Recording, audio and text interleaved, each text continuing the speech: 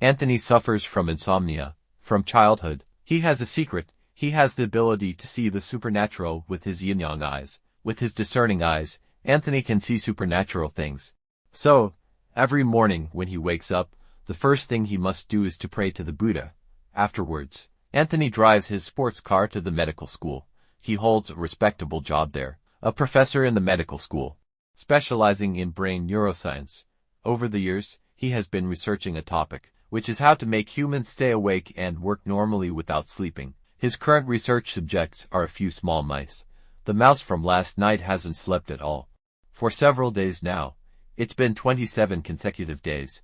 In class, Anthony excitedly talks about how animals adapt their sleep based on the danger they face. For example, animals that are often hunted sleep less to stay alert and avoid danger. He goes on to explain that, similarly, humans have different stages of sleep: light sleep, deep sleep, and REM sleep. Anthony makes it clear that even though sleep feels good, it's also when we're most vulnerable, and animals adjust their sleep patterns for survival. Due to the need for research funding, Anthony approached the school board hoping to secure funding. However, his application was rejected. The reason is that the board members all feel that this research is against human nature. But Anthony's reasons are very compelling and strong. Life is limited by days. In the 5,000 years of human civilization, do we realize how much time we waste because of sleep? Roughly 30% of a person's life is spent in sleep. Anthony passionately defended his research, but the board members only stated a simple fact. People will die if they don't sleep. How can people not sleep? Humans are not animals. They don't need to stay awake constantly to avoid harm. Anthony was visibly furious in response to the objections. Charlene, a charming woman, and in an instant, all troubles dissipated. That evening, Anthony and Charlene shared a candlelit dinner. Unbeknownst to many, Charlene was Anthony's former girlfriend. 10 years ago, she departed from Anthony without a word. Anthony still held a glimmer of hope for rekindling the past flame. He playfully flirted with Charlene before him. However, Charlene's visit this time was evidently not about matters of the heart. She had come to seek medical assistance from Anthony. Anthony's mentor, Professor Mira, had passed away 6 months ago, and Charlene was a patient of Mira's. She suffered from a unique form of insomnia. Anthony was aware of the 50% genetic probability associated with this disease. Charlene also shared that the illness had claimed her grandfather and father. Despite Anthony's prolonged research on the disease, finding clinical subjects had proved challenging. Charlene informed Anthony that her elder brother hadn't slept for 3 months. Anthony, accompanied by Charlene, spontaneously headed to Malaysia. Charlene shared with Anthony that during her childhood, her grandfather experienced a similar condition. He not only abstained from sleep but also encountered peculiar scenes. Meanwhile, Charlene's father also showed the same symptoms. The family thought it was due to a curse and sought the help of a Taoist priest. The Taoist priest said that to lift the curse, Charlene's elder brother would need to sew up their father's eyes. However, Charlene's elder brother eventually developed the same symptoms. Despite Charlene's elder brother sleeping, he failed to reach a deep sleep state, rendering the highly effective sleeping pills completely ineffective. Charlene's younger brother implored the doctors to quickly find a solution. Charlene introduced Anthony to her younger brother. The younger brother claimed that he and the elder brother shared the same mother, assuring Charlene that she didn't need to go out of her way to please the elder brother. Anthony responded confidently, stating that administering sleeping pills to an insomniac would have the opposite effect, calling the action foolish. At this moment, the doctor was preparing to examine their elder brother. However, the elder brother, distressed, attempted to rush out.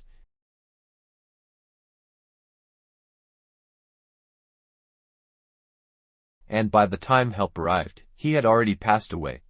Late at night, Anthony went directly to the morgue, where he carefully cut open the deceased's face with a knife.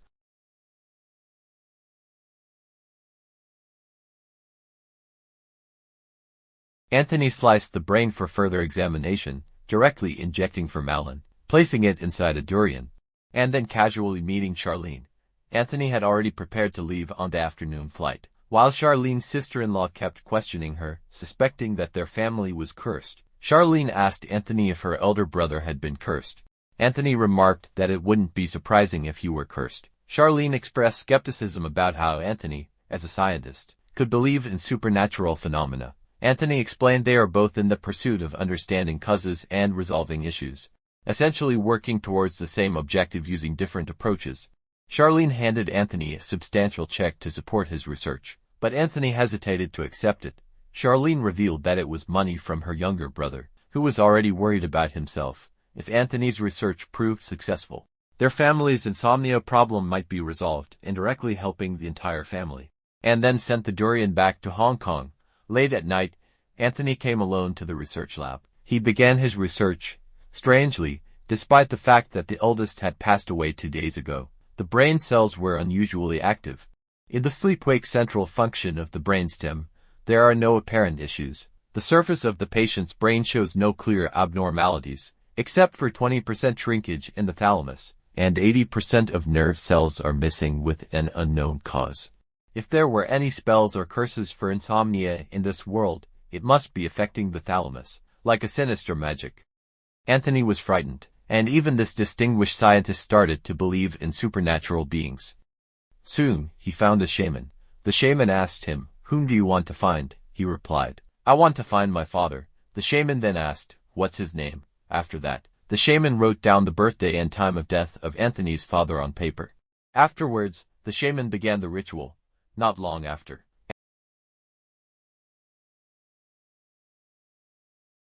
Anthony's father successfully possessed the shaman. "Are you looking for me?" Anthony couldn't believe this could really work. Then, he asked the secrets known only to the father and son, and to his surprise, the shaman answered them all correctly. It seemed that his father had truly possessed the shaman. Anthony is startled to learn about the hereditary link to insomnia in his family. His father's recollection of wartime atrocities during the Japanese invasion in China, detailing brutal acts like arson, murder, and looting, unveils a connection between the sleep struggle and the traumatic events of that period. One night, the Japanese soldiers resumed their search. Japanese soldiers were running rampant in the town, specifically targeting young women. A family of 4 was interrupted during dinner as Japanese soldiers forcibly entered, demanding they hand over their possessions. And the major took away the 4 women in the house. Witnessing this scene, Anthony's father quickly exclaimed, "The Japanese are conducting a search." Subsequently, the father opened the door, facing the imminent threat of swords and guns, and had no choice but to kneel on the ground. When the Japanese soldiers picked up a photo of Anthony's father's deceased wife, he immediately started speaking in Japanese. Inside the room, the soldiers found several Japanese books, including one written by Ryunosuke Akutagawa. The major inspected the ID with a puzzled expression and questioned Anthony's father about his proficiency in Japanese. It was then revealed that Anthony's grandfather, a reformist official during the Qing dynasty, fled to Japan to escape persecution. Growing up and receiving education in Japan, Anthony's father was expected by the major to show respect to the emperor due to his upbringing. The next day, while buying rice on the street, Anthony's father witnessed Japanese soldiers collecting contributions, calmly informing his mother that the school had closed and he had lost his teaching position. Anthony's father vowed to find a way to improve their situation. Eventually, he became a translator in the military camp, earning the admiration of Major. Introduced to Gordon by the major, Anthony's father joined the Japanese ranks and started collecting protection fees with the Japanese. Anthony's father was informed that the Western Island Charity Association could assist Gordon. The major conveyed that the oppressors were the Western powers, and the Imperial Army aimed to establish the Greater East Asia Co-Prosperity Sphere. Meanwhile, the sisters of the family of wizards in the city was drawing talismans. The family's magic skills were passed only from older to younger, and to males, but lacking a male heir. The elder sister had to learn the magical arts. She envied her younger sister, who could live a normal life freely. Gordon brought Anthony's father to the wizard's house to extort money, and satisfied with the amount, Gordon ordered the Japanese soldiers to search. However, the old wizard had no money. Seeing that the soldiers were about to search upstairs, Anthony's father had to take out money from his own pocket. That night, using the money given by the Japanese, Anthony's father bought rice and meat. Following his mother's instructions, he gave these to the sick neighbor's family. Unfortunately, they were met with insults. "We won't thank you, you traitor, beastly bastard." Although they kept cursing, they still accepted the goods. The following day, the major called Anthony's father to his office to deliver unexpected news of his own promotion. Anthony's father congratulated him, and in return, the major offered him a monetary reward. Subsequently, the major assigned Anthony's father a new role. In a surprising turn of events, Gordon took Anthony's father to a military comfort station, prompting immediate reluctance from him. He exclaimed, "How can I come to such a place? I won't go." In response, Gordon uttered a single statement: "These girls won't go hungry. They will be released once they earn enough money. If you don't want to work with me, go talk to the major yourself." Intrigued by what he observed in the comfort station, Anthony's father later questioned Gordon about the substance he injected into the girls. It was revealed that opium was used to control them. The woman suffered internal bleeding due to an excessive injection of opium, causing her to vomit fresh blood. Back at home, Anthony's father found it difficult to eat. That night at the comfort station, he encountered several children, specifically from the wizard's family. In a daring move, Anthony's father took action by procuring high-proof liquor to intoxicate the Japanese soldiers, providing a window for the children to escape. Despite this courageous attempt, their newfound freedom was tragically short-lived. They were soon discovered on the street, and the fleeting moment of hope was shattered as the Japanese soldiers opened fire. The news of the girls' escape quickly reached the major, prompting him to summon the two to his office. He slapped Gordon twice and warned him that if for escape, they had to capture 40. The Japanese army began a full-scale search for the girls. Gordon arrived at the home of the old wizard. Observing the old wizard's unwillingness to cooperate, Gordon immediately instructed the Japanese soldiers to take action, as the father was about to be beaten to death. His daughter on the attic rushed downstairs to intervene but was caught red-handed. Unfortunately, the old wizard also met his demise. That night, Major conducted a grand celebration, and the captured girls were brought in. Impressed by Anthony's father's performance, Major decided to let him choose a wife. However, Anthony's father preferred the sisters. Anthony's father, unwilling to participate in such unethical activities, eventually he took the younger sister. Meanwhile, Major selected the elder sister. That night, as the major was preparing for intimate moments, he was taken aback by the older sister's eye. Gordon was called over, and after being punished by the major, Gordon unleashed all his fury upon elder sister. However, what he didn't know was that elder sister was a descendant of the dark magic curse, and their family had been preserving the ancient dark magic curse. As the family had no male heirs, elder sister had learned the dark magic curse, and her one eye bore the long-term consequences of studying this mystical practice. Subsequently, she cast a curse on Gordon, wishing him misfortune for 8 generations. Gordon immediately arranged for elder sister to be put on display, and she endured inhuman torture. On the other hand, the younger sister brought back by Anthony's father received different treatment. She successfully integrated into Anthony's father's family. Yet she did not forget about her sister. She pleaded with Anthony's father for mercy, hoping to save her sister or at least make her sister's life a bit more bearable. However, when Anthony's father found her sister, she had already been tortured beyond recognition. Elder sister questioned him, asking why he chose to save her sister over her. Sister resented the unfairness of fate. "Why did you work for Japanese? I have no choice. I have a family to feed. You're not a decent person." With her last strength, elder sister cast a vicious curse on Anthony's father. When Anthony's father returned, all he could tell sister was, "Your sister is still fine."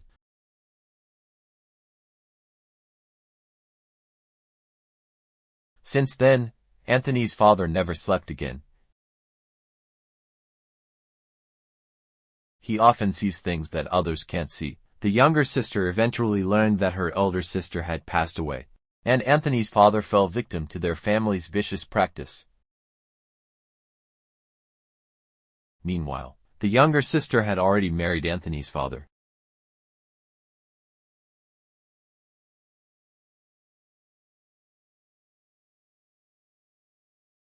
In order to continue living with Anthony's father, they went to the chaotic burial mound. From the pile of corpses, they found the elder sister. The next day, they buried the elder sister. Young Anthony was also brought along, but even they did everything they can. The curse did not dissipate. Instead, it became even more severe. He even mistook younger sister for her older sister. After walking out of the room, Anthony's father unexpectedly grabbed Anthony's neck. In an attempt to save her son, the younger sister took out a kitchen knife from the kitchen, startling Anthony's father. But the younger sister was pulled back by Anthony's father. The younger sister was ultimately killed with the chaotic knife. In a trance, Anthony's father, wielding a kitchen knife, walked all the way to Major's room. Anthony's father bound Major to the bed and subjected him to a physical emasculation. Finally, Anthony's father took off Major's head, walked out to the street, and shouted, "Repay injustice for injustice, revenge for revenge." In the end, he was brutally shot to death by Japanese soldiers. After Anthony learned about his father's experiences, he posted a notice seeking assistance to help complete the brain experiments. 2 young men were successfully selected, and at the same time, Anthony's ex-girlfriend Charlene began experiencing insomnia. Seeking help, she approached Anthony, who didn't hesitate to include her as a subject in the experiment. She has gone without sleep for a week. If this continues, it will structurally damage the proteins in her brain cells.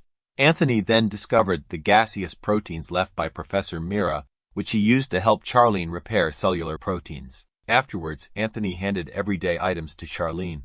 The strategy with the gaseous proteins indeed worked, and she quickly fell asleep. This seemed to indicate that there was no curse on her, yet Anthony still refrained from concluding based on this. Later, Anthony decided to increase the dosage, but the situation did not improve, except for a brief period of light sleep. Charlene had not slept for 8 days. Charlene revealed a secret to Anthony. Recently, she had hired a private detective and uncovered her true lineage. It turns out Charlene's ancestors were Gordon, later changed to Landon, making her a descendant of Gordon.